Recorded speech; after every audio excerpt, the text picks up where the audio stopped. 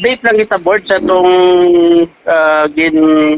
pasalig sa naglegal sa DPWH sa imo giniwat nga committee hearing sa Committee on Infrastructure nga mga submitter sila sa ilang kwan nga report mahatag sila sa kopya. Kumusta na to?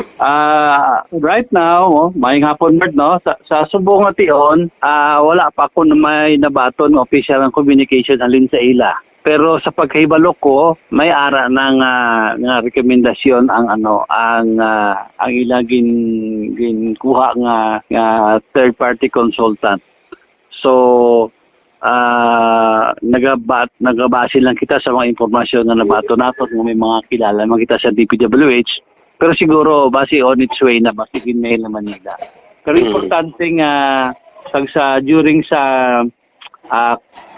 RDC meeting sang Committee on Infra sa pagkahibalo ko nga ara na ang ilang final report kag final recommendation. Okay, so kung silingon nga posible base kung may mga review pa or something man sila nga ginaobra para nga at least kung nihayag na nila sa publiko, klaro na ang ining presentation sa ilang report.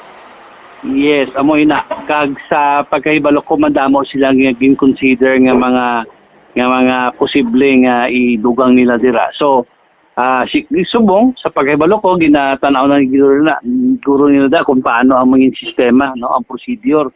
Kasi partly i-close ang dalan again o base ang bilog nga area i-close naman liwat kay may base we just do not know the final details, pero ang importante nga ara na ang final report, ara na ang ilang mga rekomendasyon, ang ato na lang siniginsigahom sa ginapangamuyo nga kabay pa nga makapangita na sang pundo kay ti amo man ni ang amon nga resolution sang committee naton kay ti duha gid ni kay very exhausting committee hearing ginheld nato, no? Yes, sir. So ang isa sa mga final nga isa sa mga rekomendasyon nato sang ikaduha nga committee hearing is we are requesting Department of Public Works and Highways kay Secretary Bonoan sa Department of Budget and Management, even sa ibang pagig nga funding agency nga base may ara nga source sang fund nga unexpended o kung tawag ba lang nga base pwede ma-channel in ang pundo nga kinahanglanon sa 250 million nga pag reinforce ng sining flyover. Okay. Kaya siguro isa man sa konsiderahon sinada sa ato mga pumuluyo kung katingala sila nga doay pagitman kita sa binabatian nga pagpalayag o pagpahayag sa sining report nila, posible kitisa na sining to nagligad may ara sang mga rekomendasyon nga ginakonsiderar kag ang kada rekomendasyon sinadre hindi man bosingo kung girekomendar ato sang third party gilayon na lang ini nga ipatuman sa aton nga ahensya kundi posible may mga pagtuon pa ini nga ginalantaw kay ginapilian pa man to di board, no, kung sa diin gid man dito ang nagakaangay sa sining nga mga rekomendasyon.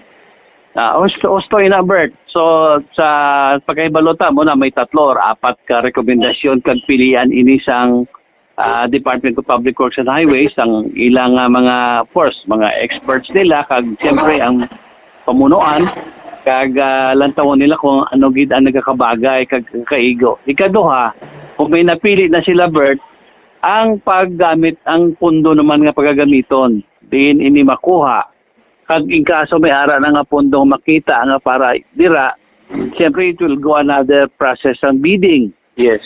O sino naman ang interesado nga mag-obra sang sina nga pag-reinforce. Ang tawag ko sina reinforce kay ti wa pa na magamit mo ti paano mo sila nga repair? Yes. So the reinforcement or para integrity niya of course maging acceptable kag magamit na sa aton publiko. So we expect ako kasubok sini pero ang realidad we have to expect nga medyo malawig-lawig pa ini. Yes. Nga paghulat naton. So while we are also recommending mga dira nga mga pagtang nila sa mga atong submersible pump, nga kung magbaha kay nanglan ma-drain off tayo ng tubig o kung natapos na antong siling ni ARD Pruto nga 30 meters nga na drainage sa kanal. Yes. Matapos na, so hopefully para ang sa baha, no? We're talking about baha sa tira nga ng area.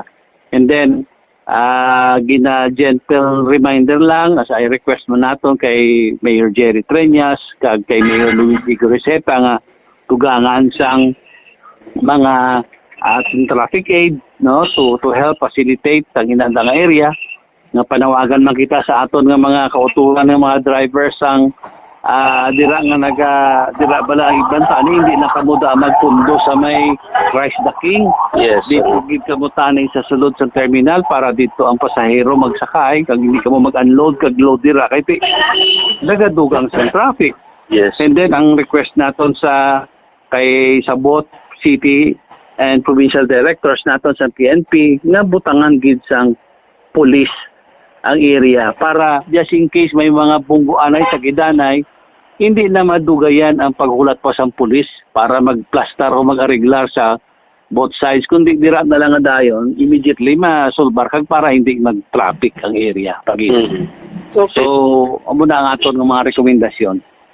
Pero ang isa siguro sa luyag lang natutagad sang emphasis diri kay at least ang aton nga provincial board ang sangguniang panalawig at pagi sa imo nga committee on infrastructure na himo na ya ang tanan nga sarang nimo mahimo agudto nga matalupangod kag makabulig sa paghatag sang rekomendasyon kag solusyon sa sining nga problema yara na ini sa ahensya sa DPWH ang paghimo naman sang ila katungdanan kag siguro gamay na lang gid nga pasensya sa atong mga pumuluyo sa paghulas pagangan-angan para nga ma-presentar ang ining gin-rekomendar sang aton iyang gikuan nila nga third party para nga maghatag sa rekomendasyon sa mangin solusyon sa sining nga problema.